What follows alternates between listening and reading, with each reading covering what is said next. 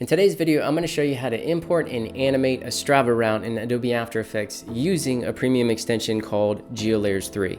Now, if you want to follow along with this tutorial, you're going to need a phone with the Strava app, and then of course you're going to need Adobe After Effects with GEOlayers 3. If you want to check out more about the premium GEOlayers 3 extension, just follow my affiliate link down in the video description. Now, the inspiration for this is the fact that I live next to this beautiful historic district in my town. I live in a town called Le Mans. It's in the west of France, and there's an area called Vieux-Mont, which translates as Old Le Mans, and it's just an enchanting, beautiful area with cobblestone streets and medieval architecture.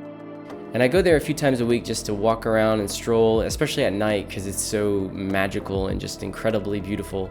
And I've not only been wanting to record like my routes of where I'm walking to see where it is on the map, but I've also been wanting to see the boundaries of Vieux-Mont. So that's what I'm going to be doing today, is walking the boundary of the area, or trying to walk the boundary and see if I can record a GPS or GPX route, and then take that geo data and bring it into After Effects and see if I can create some cool animations. Today's video is brought to you by Skillshare. So if you follow me on YouTube, then clearly you're a fan of learning new things about motion design. Well, Skillshare is an online learning community that has tons of content available for motion designers. Doesn't matter if you're a seasoned veteran or you're just a newbie. In today's video, I'm dipping my toe in the world of data visualization, and there happens to be a bunch of great content available on Skillshare focusing on this particular topic. In fact, I just finished a class called Introduction to Data Visualization from Data to Design. This was from Nicholas Felton. He goes over tools that you might need, how you explore and extract data, visualization tools and design. He talks about typography, statistics, color. Skillshare is ad-free, so you can stay focused on the content, and they're always adding new premium content to their site. And the first 1,000 of my subscribers to click the link in the description will get a 1-month free trial of Skillshare, so you can start exploring your creativity today. For step 1, I need to go out and actually record my route and walk what I think is the boundary to Vieux-Mont. So I'm going to find a good starting point, open up the Strava account and hit record and start to walk. For the boundary, I'll simply use where the cobblestone ends. So for this side, the boundary, I'm actually using the river. I've been following along the river from there down this way, and now hopefully I can find an entryway into here. Not entirely sure if this is a private driveway or the road. That's what I'm talking about.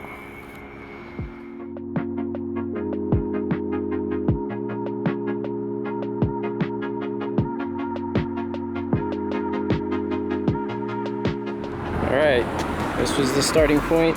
Stop. Take a look here. Not bad. Okay, so I'm back from my walk, and now I want to be able to take that geo data and download it so I can import it into Adobe After Effects. Now, the way that I do this is I go to Strava's website, strava.com, and you can see your dashboard here. And I've already saved this activity from today. I called it Old Le Mans Boundary. You can see a preview of it here. I'm going to click on it. Now here you can see all the specific details, like the distance that I traveled, the moving time, the pace, the elevation. You can see that I moved very slowly. I'm not an athlete. I'm just the guy who likes data and maps. And here we get a preview of the map with a bunch of cool stuff, and Strava is just so cool. This is why I like to use Strava. This isn't the premium account, this is the free account. While there are other apps that can record your routes, this one's just so cool.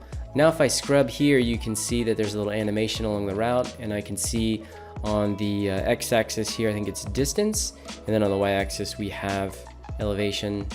And then right over here on the map, I see a few different buttons. One of them is download GPX. And now for some reason, when I click on this, it gives me a little upgrade to Summit and download new routes you like to your Garmin. I don't want to do that. I don't know why it's not downloading. But if you want to go up here to these little 3 dots as the menu, you can go export GPX. But there's a ton of other things you can do. Crop, split, create route, create correct distance, create segment, a bunch of different stuff. Some of this stuff I'm assuming you'll need a premium account for. But I'm going to just export that GPX. Now that's successfully exported. There's also an option to export the original, which is a fit file. I don't know much about that, but I'll probably play with that in the future just to see what I can do with it. Now, if you look at the map here, you can see that the raw data is quite wobbly. It's not very straight here. I mean, it did have like a beer and a pizza, but I didn't have that many beers. I mean, that's quite wobbly. So to straighten that up, I can actually, well, not straighten it up, to have it like snap to the routes. I can create a route based on this, and I'm curious to see what it's going to do in like the back areas of the little alleyways. Okay, now look how much neater that is. And you see down here under route type, I can select road or trail. I'm gonna go ahead and save this to my routes. And now I have a couple of other options here. I can export the GPX, the TCX. There's so many files. I really don't know what to do here. TCX, I don't know what that is. Maybe I can explore that as well. Let's export that GPX as well. So now I'll have the wobbly drunk raw one, and I'll have this nice route here. Okay, now let's head on over to After Effects. Now we're gonna import this. So I already have GeoLayers 3 installed. This is, again, the premium extension. So if you wanna go check that out, affiliate link in the video description. Go to Window, Extensions, GeoLayers 3. I need my glasses for this. So here's the GeoLayers panel. Now I can manually create a map comp here, but what I want to do is I want to import the geodata before, so that when I create a map comp, it's perfectly sized around my geodata. The way you bring a GPX file is via this little plus button here. It says Add Features to Browser. So you click on this. There's an Import Files option here. You click on this, and first I'm going to grab the drunk one. Now it has a little feature collection here with a route. Now if I simply double click on it, it's going to zoom me right into that area. Can zoom out a little. Very, very cool. And now I'll click Create Map Comp, and I'll call it, hold on a moment. And I'm just gonna grab Satellite here and click Create. Now the GeoLayers extension has a pretty steep learning curve, so I'm just gonna kind of breeze over some things here. If you wanna learn more about GeoLayers, be sure to subscribe to my channel, go check out some videos. But to bring in the high resolution of this map, I'm gonna Control click Finalize to just to finalize one frame so we can see a nice, pretty clean map. And then I'm going to turn off the labels so we don't see any of the labeling here. I don't need to see that. So I can see the city of Le Mans here, but where is my boundary? Well, I actually need to draw the feature. So what I can do here is first I need to select a layer style. So I'm going to go over here and we're going to make it this white stroke here. And now with my features selected, I'm going to go down here to this little pen tool that says Draw Features. And there are two options. I can simply draw the feature. It's going to give me a path, or I can animate the feature path automatically, which is immediately going to, I think it's going to apply a trim paths animator and automatically animate that. So let's see what happens when I do that. It gives me this, this dialog box and asks me how many seconds I want it to be. I can make it 9 seconds, create animation, and now it's going to automatically animate on the boundaries. One other cool thing is you can trim the paths of this. So if you go to Feature Properties, you can see that I have trim from and trim to. So if I zoom in here and look at the beginning, you can see that I stopped recording here. Let's say these were overlapped. I could trim them or do whatever I want here. Now if I grab the feature and hit U, you're going to see there's a bunch of keyframes here. Again, this is my gnarly looking drunk route.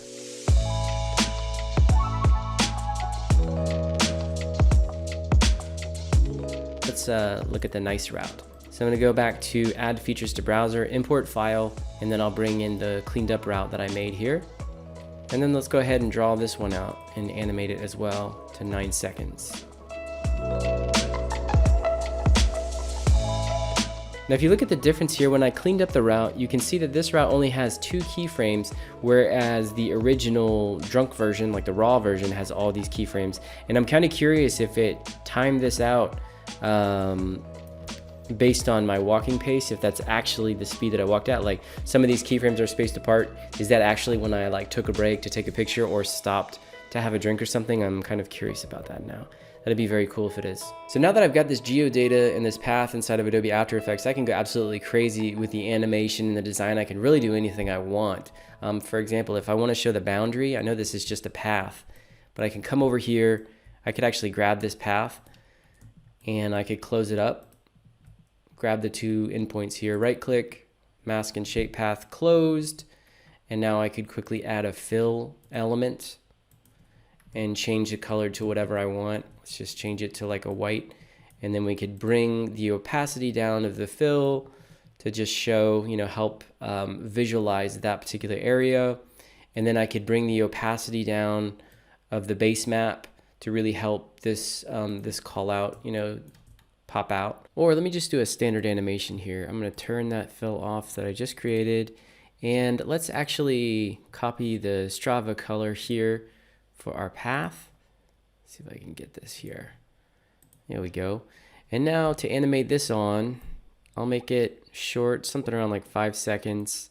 Then we can grab this and, you know, add a little bit of a curve there. And we'll end the animation at 6 seconds. And now you can see we have a problem. It's starting here and it's animating this direction now. So what I can do is zoom in, select the path again, and I need to go back here and set this as my first vertex. So I'm going to set that as the first vertex, and it looks like the path is still going in the wrong direction. So I need to go back here, flip it back that way. And now I think we're all good. Okay, so that's looking cool. Now I want to kind of zoom the camera into the map and have it, you know, float on in. So for that, I'm just going to add, this will be our final location of our map, and then we'll animate from a little far out. Like, let's zoom out and see a wider, something like that. Okay, and now we can even have like a bearing change, so it'll pivot a little. And I'll grab all these keyframes and I'll ease those in as well using the lovely Motion 3 extension. I'll finalize my map here and it's ready to rock and roll now, and hopefully it looks relatively good. GeoLayers is just amazing. So I could just see this technique being used by a ton of different content creators. If you're a travel vlogger, if you're a moto vlogger, if you do like historical maps, I mean, there's just a ton of different stuff you can do with this. In fact, just last week, I got hired by a YouTuber named Ava Zubek, who's a travel vlogger. She's a pretty popular travel vlogger. And right now she is taking her Land Rover Defender and like taking it off-road in the mountains of Albania and Eastern Europe. And she sent me some GPX files and said, hey, this was my weekend road trip that I took. Can you animate a map for it? Which I did. I'll show you right here what I did. And you can see that we did like a 3D terrain map, and it turned out so cool. And it was so easy just animating her GPX files. It was like just import it, put it on a terrain map, and then, you know, kind of time it out. And she also wanted to have it stop in the middle and showed where she went camping for the night. Just really, really incredible. So this is just another example of what you can do with it. If you want me to create a YouTube tutorial breakdown of that map, just let me know down in the comment section and I'll take you step by step on how we created that map. And if you want to go check out Ava's trip from that video, go check that out. I'll link that in the video description. It should be published by the time I publish this video. All right, so I hope you enjoyed the tutorial. I could spend hours on this showing you how all the different animations you could do. It's kind of like limitless. And I'll probably do a couple more of these because these are really fun. I've wanted to do the whole GPX data visualization thing, and this was just so much fun. I might just start doing like GPX routes at different areas, create like a series for it. Super, super cool. And if Strava, if you're watching, you want to sponsor a video, holla at your boy. Okay, as always, if you like maps, if you like After Effects, if you like data visualization, be sure to subscribe to this channel, hit the notification bell so you can see all the future content, and I'll see you in the next one.